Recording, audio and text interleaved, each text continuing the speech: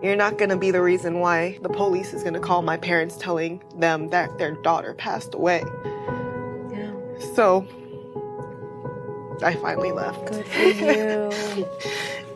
You know it takes so much courage to do that.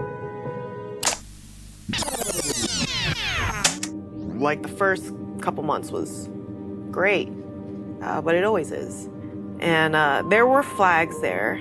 And of course, me being stubborn, I'm like, it'll be fine. I'm gonna live happily ever after. It'll be fine. It always starts out small and it gets bigger and bigger. Yeah. It was the arguments that turned into just being called different names. He would bring me down mentally at first, verbally.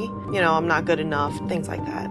I remember the first time, like, I was drinking a protein shake, and then he slapped a protein shake out of my hand and then put me in a headlock, like a real headlock. Holy crap. Like, I know this is wrong, but he loves me, you know? And, you know, apologies happen and it'll never happen again. The whole cliche, the whole generic crap.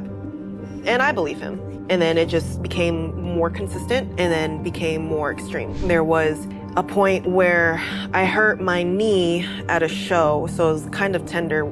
I got pushed against the wall and then he kneed the inside of my knee. I adapted to having to survive at home. My family didn't know, like, I hid it from a lot of people. There was a point where he pushed me on the bed and there was a towel. And so I fell on the towel and then he wrapped the towel around my neck and started, like, choking me. It was at that moment where it just all clicked at that point. You're cheating on me, but you're accusing me of cheating on you constantly. I can't have any friends. I barely talk to my family anymore, and you're treating me this way. I'm not doing this anymore.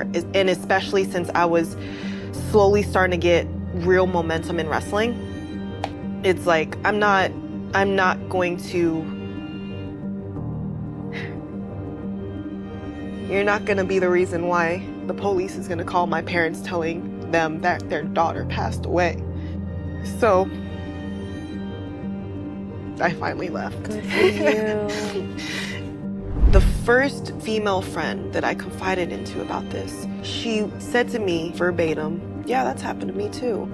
I was like, why haven't you ever told me? She's like, because as a wrestler, who's gonna believe us? Like, we're female wrestlers. Who's gonna believe that a female wrestler is gonna be going through something like this? So I sat there and thought, and then I talked to another female friend, same thing. And it was all of my friends that I started to open up about, they've all been through it. The fact that none of us know about this about each other, the fact that I'm just finding out about this now after my own experience, proves to me that something needs to change. This is not okay. It's crazy how much support you really have when you talk about it, because the fact that nobody knew, I just felt like I was alone. Like, once I told my sister, oh man, she just started crying and got so angry at him. Yeah.